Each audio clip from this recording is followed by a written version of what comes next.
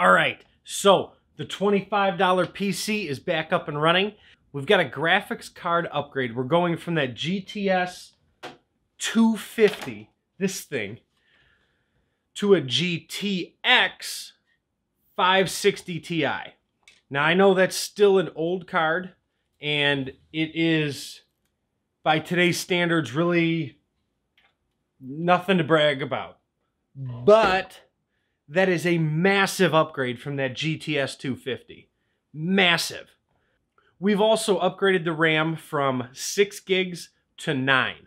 And it's a weird number because all I had was a couple of 1 gig sticks laying around. Unfortunately, I don't have anything else, and I'm going to have to look, but I'll find something later. So we've got 3 more gigs of RAM, which is going to be, I think, huge, as well as a massive, although still quite old and underpowered graphics card, but a massive upgrade in that end. First things first, we got to update the BIOS. This thing probably hasn't been updated since it was built, and with a board that's this old, it's not going to hurt. So we're going to do that real quick, jump into some games, and see what the upgrades can do.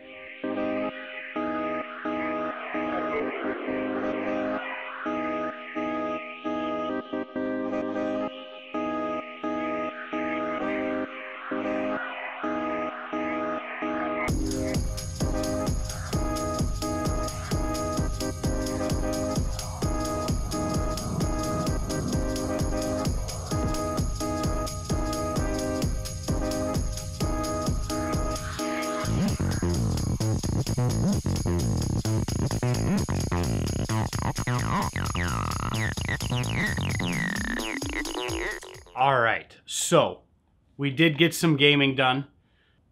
Very little gaming, but it games. GTA 5's been downloading for like 3 days straight. I don't know what's going on. Whatever. I'll deal with that another time. But we did play some PUBG.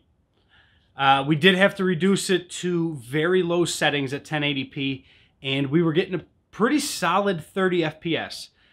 It wasn't the greatest thing to look at, but it played. And I actually got a kill, which says quite a bit. It's better than I usually do. We also got into American Truck Simulator. It's a pretty casual style game. I think a lot of people are into that kind of thing, myself included. Again, 1080p, very low settings. We were getting 60 FPS, solid. So there is something to be said even for the GTX 560. It's pretty old. It's more than a few generations old, and it is pretty underpowered by today's standards, but it works.